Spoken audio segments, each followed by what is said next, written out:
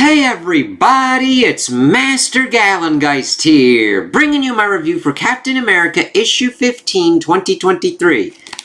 Oh, that is a really cool looking cover there. And the thing is, this one's, it more works than not, but it still has some issues that we'll bring up. And also, I found out that the 16th issue is going to be writer J. Michael Straczynski's final issue for the series. And we have seen that he's going to be doing other projects at Marvel, but we don't know what's going on with the Cap series at the moment. So, I guess it'll be on a kind of little hiatus thing until, similar kind of until, like, Doctor Strange or whatnot. We are getting Sam Wilson Captain America. I think that's a mini-series, though, of like 5 issues or whatnot. So I'll have some Cap comic stuff kind of going on. But I was like, oh, okay. The thing is, I had to find this out on, like, Games Radar. That was, like, on, like, October 15th published. So it's like, oh, okay. I mean, I saw it with pretty much the solicitations, but we'll see what kind of goes on with it here. So, they're pretty much... We see our Warriors 3 pop up in the ruins of Bronxton. That Coyote kind of getting, like, freaked out. Thank you, Sif. This way. Note to self, design a uniform variation with a depends insert. You'll get used to it. Don't wanna. I was like, okay, that's kind of working out there for Cap and Spidey.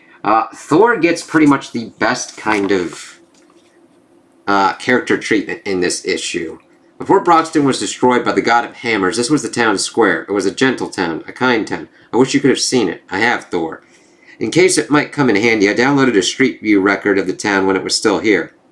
Hey, Grandpa knows how to use Street View. I also know 1,247 ways to kill you with a spoon. Do you have a spoon? I was in the army. I always have a spoon. Copy that. I'm like, oh, okay. It's just, I really am not, liking Cap and Spidey's kind of dynamic throughout this run. I mean, first it began when we saw Spidey kind of pop up, and then here it just... They really go out of their way to kind of shit on Spidey, and have Cap act really kind of more like... Cap's worked with these guys before. He's worked with Spider-Man before. I don't think he'd be like, I know how to kill you with a spoon. So it looks like if we go north, this will take us deeper into the downtown area. Yes, it will. Since you are using Street View, it seemed like a good idea to do the same. Give us more of a rounded view of the town.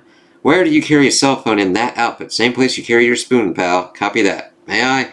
It's like, okay. Now you pretty much see them kind of giving us the lowdown of what was going on with Kelda and Bill. Yes, these were the streets walked upon by gods and mortals living side by side. We accepted each other, learned from each other, loved each other.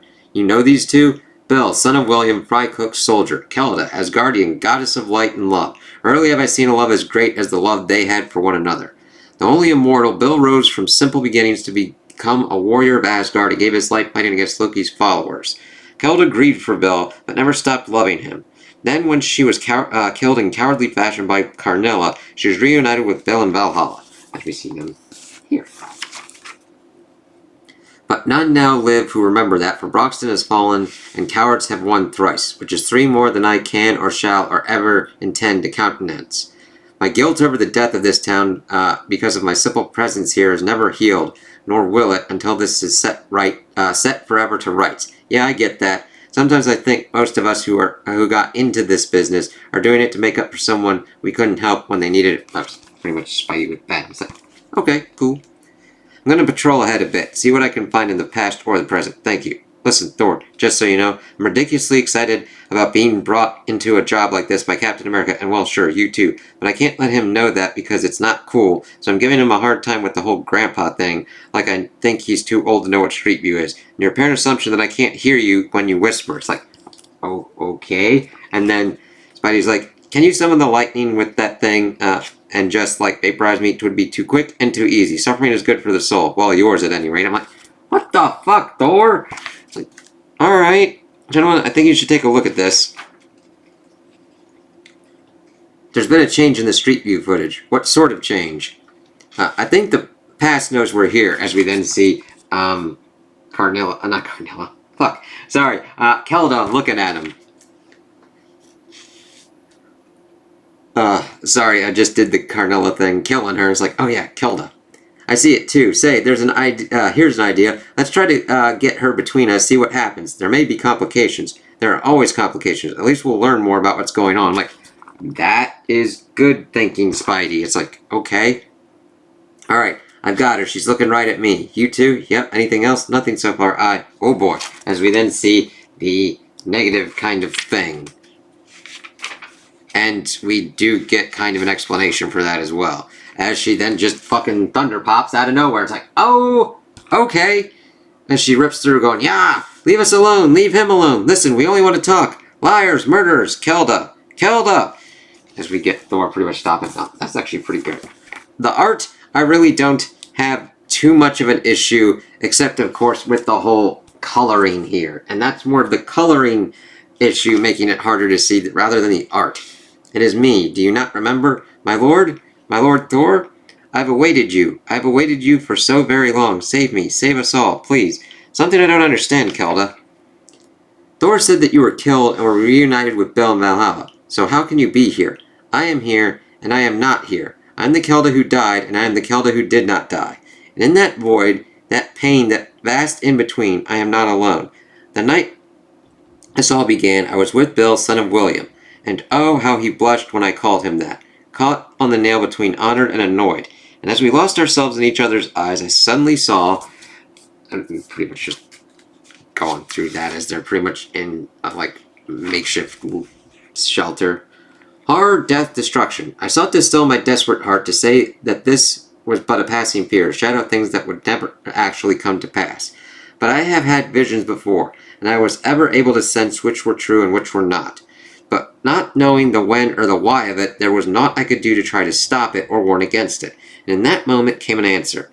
Pretty as a picture. I would take a picture. It's like, oh, okay.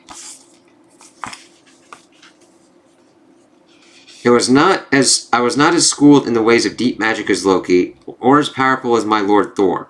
But my influence goes to the smallest of all things that make up the largest of all things, and summoning all the strength and power and magic I possessed. Thus did I freeze the moment and steal the moment, the tick of the clock, the turn of the wheel, the beat of the heart, and the expelled breath. The wheel bit kind of links up, I think, kind of with Immortal Thor, which I think is kind of interesting there. Roxton and my love were cleaved in twain, one stained forever in that moment, forever safe, while the other continued onward. But what I did not anticipate, as we see that kind of happening here, which is actually a pretty cool kind of bit with the art there, was that I would be similarly sundered, as we then see that happening with her as well. Then how can you be here now? I can force myself to appear briefly, but only at great cost and great pain. Even now I can feel myself being pulled back to that moment and that danger.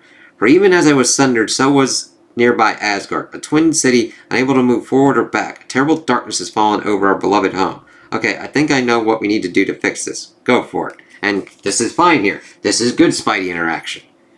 You know the whole Schrodinger's cat thing? That every time we make a decision, a new universe gets created so the cat is both alive and dead until the box gets opened, then the two possibilities collapse into one reality? Yes, well, it may be wrong. And I do like the art style there with the Spidey kind of eye squint. The new theory is that, yes, those two possibilities are there, but once we make a decision, the quantum particles holding those possibilities retrograde. They go back in time because quantum particles can do that just a fraction of a millisecond and eliminate the possibility not taken. Your decision doesn't splinter reality because it was always the one and only decision you made. Which is interesting to kind of bring up that theory. And kind of talk about it. I would think of that more in, Fantastic Four run that's been going on. But if that's true, and all our alternate choices and their consequences disappear as we make them, like using a broom to erase your footprints, leaving nothing behind as you walk forward, then the multiverse could not and cannot exist. Exactly. As they then look almost to the camera, it's like, okay, I understand it, but it seems like we're getting into the weeds for no kind of reason, and this definitely gets kind of more plot dumpy than I would like. I'm like, alright. But it's just math. We don't have to figure it out now. We can do it later. That would be lovely. It's like, oh, okay, you bring up a giant kind of thing of why the Marvel multiverse wouldn't exist, or any kind of multiverse for that matter. It's like, alright. Point being, if Kelda's spell has kept those quantum possibilities frozen all this time, it's only natural that they've degraded. So if we do not act soon, the whole thing could just collapse, maybe even taking reality itself with it. It's like, why would it do that? I mean, I'm not adverse with it happening as a consequence. It's just, where are we going with this? I understand that they're pretty much making stakes or whatnot for that to kind of be like, we gotta help them. It's like, you were pretty much going to do that anyway. Why have you been unable to restore Broxton until now? It is safe to restore Broxton because that town exists no more, and overriding the empty space will cause no issues. But in this reality, Asgard and its citizens still exist. If we bring that moment forward, those within Dark Asgard will become one with their original selves, which they see as being eradicated. Which is why I've been forever locked in battle with them, trying to breach Dark Asgard's walls, for it is only within it that the restore point can be found. Then that only leaves one choice. For Broxton to live, Dark Asgard must fall. Dark Asgard must fall. Why did I go that other route? How do you do that? Make the light bend around you. Have you no unspoken thoughts? No, not really. That's like, oh, okie dokie. Opening this portal to the stolen moment will take the last energy I possessed. I will be limited in how I can help you once we pass within. It's okay, Kelda. We'll take it from here. As we see her opening this dark, swirling vortex, it's like, alright. Enter then. But as you pass, do not look back, for such doors have guardians. Pretty much echoing what Cap did, and Spidey echoes as well, as he does look back and sees horrendous fucking shit. Don't look back, don't look back, don't look back. You never listen. It's like, I don't know, Spidey listens to some stuff, but it's mainly down to, like, what they want him to do at the time. You should take care to ensure you are not noticed. And what are you going to do? Be noticed. Use the diversion as you see fit. It's like, here we go, Thor. You who were as guardians in honor once may yet be again. Stand aside or be thrown down. As we see kind of Heimdall, Vandril, Hogan, Volstagg, and the rest. I mean, it's easier to kind of see them now because we have, like, more detail there. This way, as we see Spidey, Kelda, and Cap go on. Moments later, there, the door is just ahead. Can't even budge it. The door is guarded by deep magics. 'Tis guarded by more than that. As we then see pretty much Dark Thor popping up. And after your deaths, 'twill be guarded even more by your earthbound spirits. I've no quarrel with you, so I suggest you move along before you get hurt. You speak this way to a god of thunder? Yep. Want to make something of it? It's like, okay. And then, of course, we get the kind of Avengers scene as Thor is bringing down the hammer on Cap's shield. Spidey's like, whoa! One more like that, and you'll bring the whole place down. Actually, not a bad idea. Switch it up.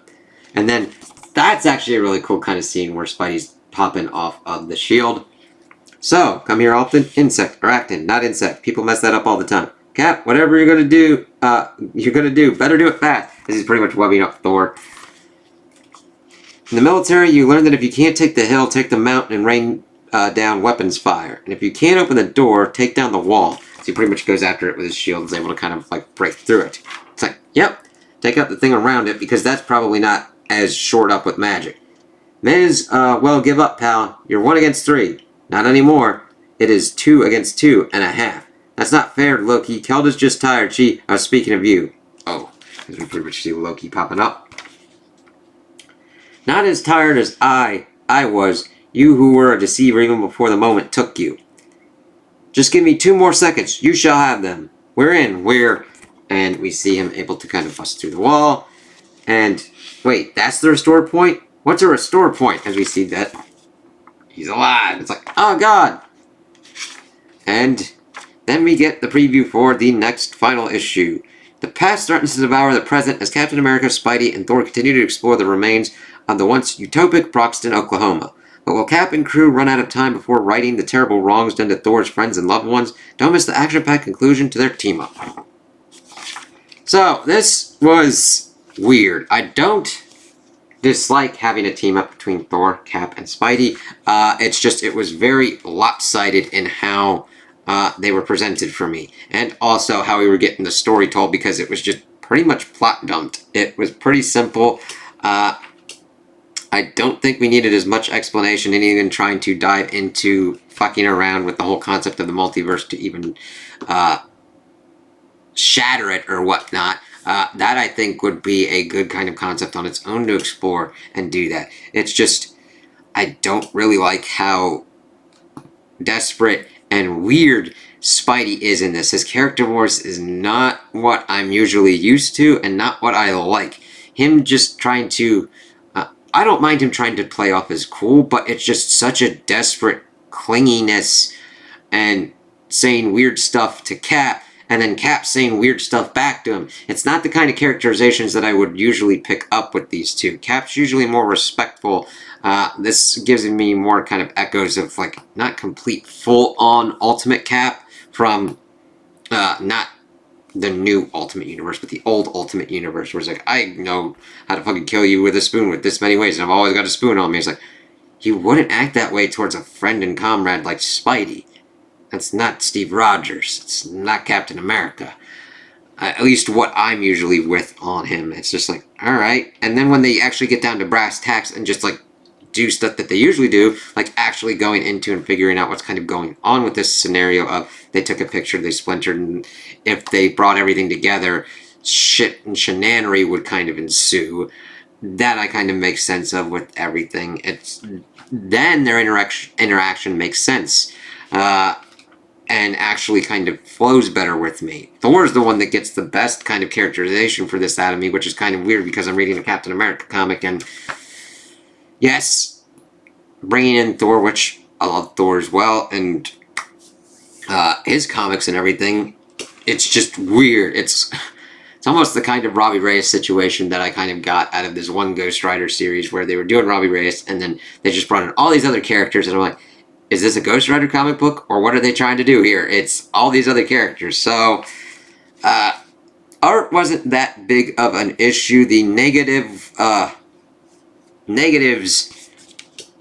of the like the photo negatives had better kind of details in this one.